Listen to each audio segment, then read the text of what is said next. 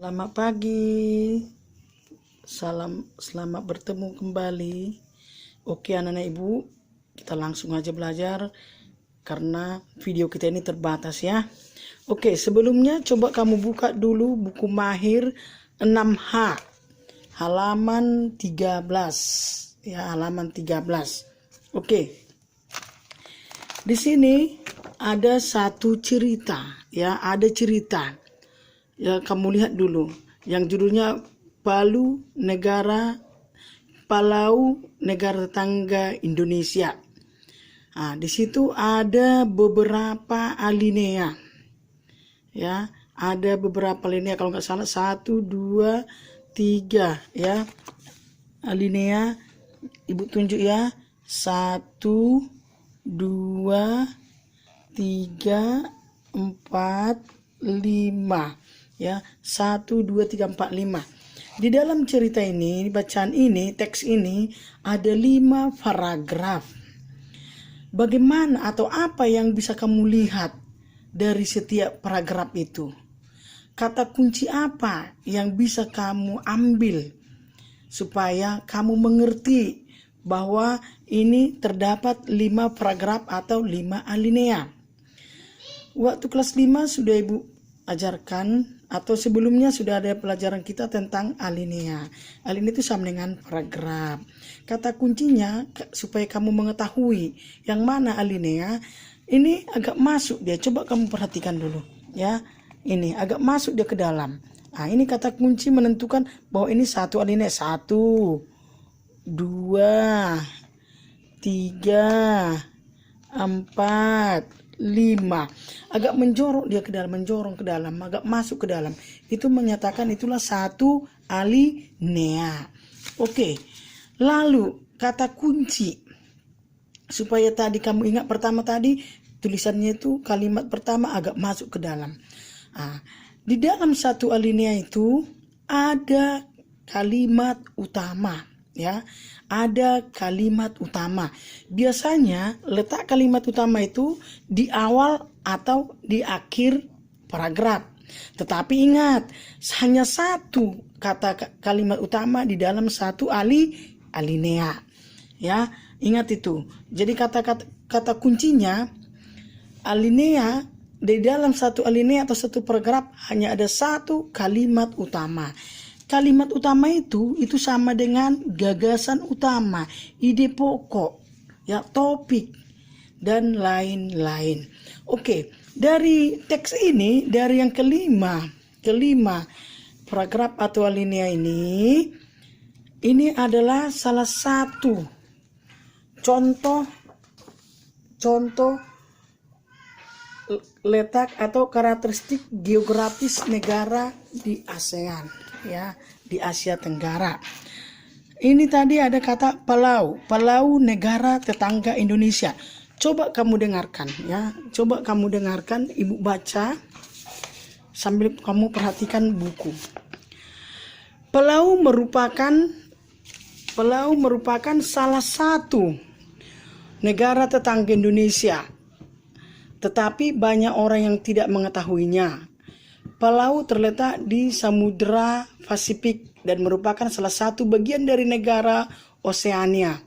Luasnya hanya 459 km persegi dengan jumlah penduduk sekitar 18.000 jiwa.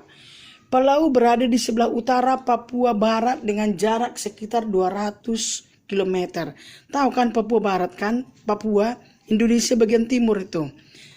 Palau adalah sebuah negara berbentuk republik, sama seperti Indonesia. Palau merdeka dari Amerika Serikat pada tahun 1994. Negara ini mempunyai 8 pulau besar dan 250 pulau kecil.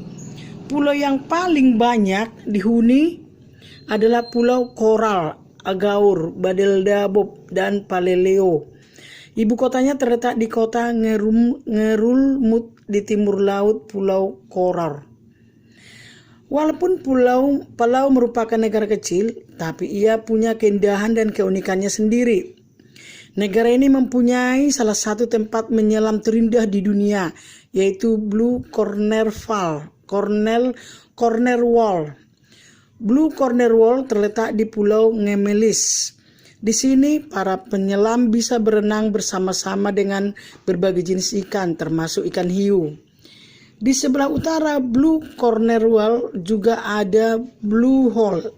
Blue Hole berbentuk menyerupai gua dengan kedalaman 5-35 meter. Tempat yang indah dan unik lainnya adalah Jelly's Lake, dan yang satu ini dipenuhi oleh ubur-ubur. Dan selanjutnya nanti kamu yang membaca supaya lebih jelas, karena ini video kita ini agak terbatas ya. Dari bacaan tadi kita diminta tentang karakteristik. Apa itu karakteristik negara? Yaitu posisi keberadaan wilayah negara-negara di Asia Tenggara berdasarkan bentuknya di muka bumi. Jadi salah satu tadi ibu buat contoh Palau, yaitu negara tetangga Indonesia. Karakteristiknya tadi sudah ibu baca, tapi selengkapnya bisa kamu temukan kembali dari alinea pertama sampai ke alinea kelima, ya, paragraf kelima. Tentu kita sebagai warga negara, baik itu warga negara Palau ataupun warga negara kita sebagai warga negara Indonesia, wajib menjaga, melindungi dan menjaga kebersihan lingkungan kita. Apa saja yang harus kita lakukan untuk menjaga lingkungan kita? Contoh negara Indonesia, mereka juga warga negara Palau itu juga menjaga kebersihan lingkungan mereka di negara mereka. Kita juga begitu ya. Kita laksanakan dulu kebersihan di sekitar lingkungan kita. Apa saja yang perlu kita lakukan? Yaitu tidak membuang sampah di tempat sembarangan. Nanti kalau kita buang sampah di parit bisa tumpah, kalau datang hujan terjadilah genangan air dan mengakibatkan banjir. Mengelompokkan sampah sesuai dengan jenisnya, ya. Kalau kita membuang sampah, kita buat kalau misalnya dia plastik atau yang bisa didaur ulang, kita lainkan dengan sampah yang mudah busuk. Contohnya itu ya, tidak melakukan illegal logging. Salah satu menjaga supaya jangan terjadi erosi. Tidak menebangi pohon di hutan sana sampai gundul ya. Melakukan reboisasi. Reboisasi itu adalah menanam hutan kembali, penghijauan maksudnya. Menggunakan transportasi yang ramah lingkungan. Itu salah satu cara kita menjaga kebersihan lingkungan kita. Sekian dan terima kasih.